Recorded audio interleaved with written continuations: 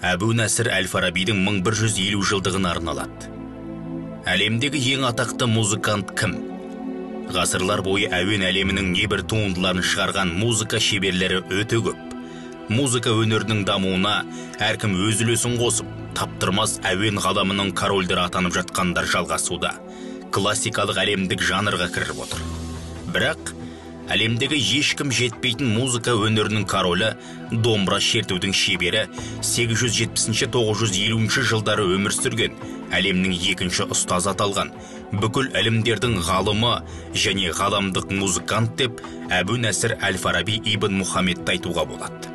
Аллаға деген құлшылығына берік ғалым еңбектерін әр қадамын пісімләсіз бастамаған.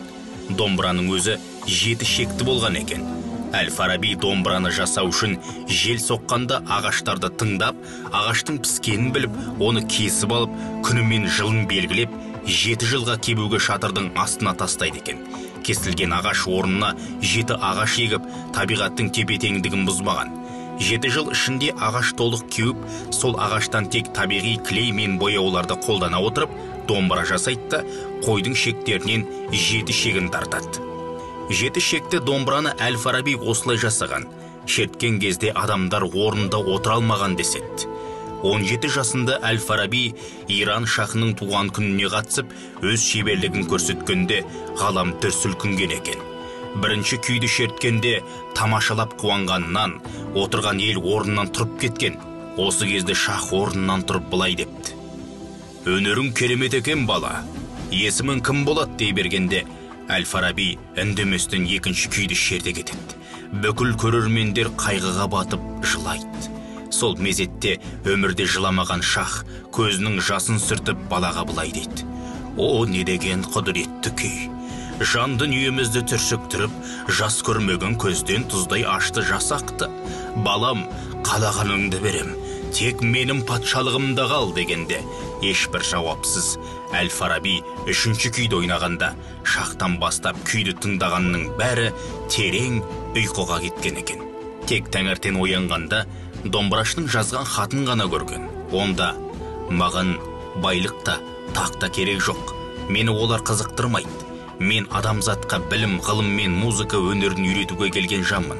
Менің есімім Әбу-Насыр әл-Фараби" деп жазылған екен.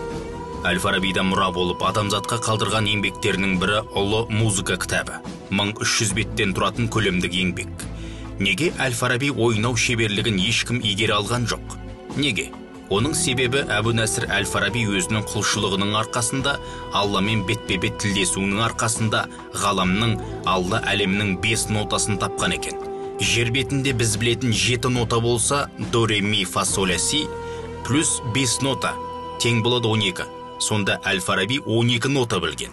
Өзінің күйлерімен адам жанын ғана емес, жануар, құс, табиғатты да баурап алатын осыдан.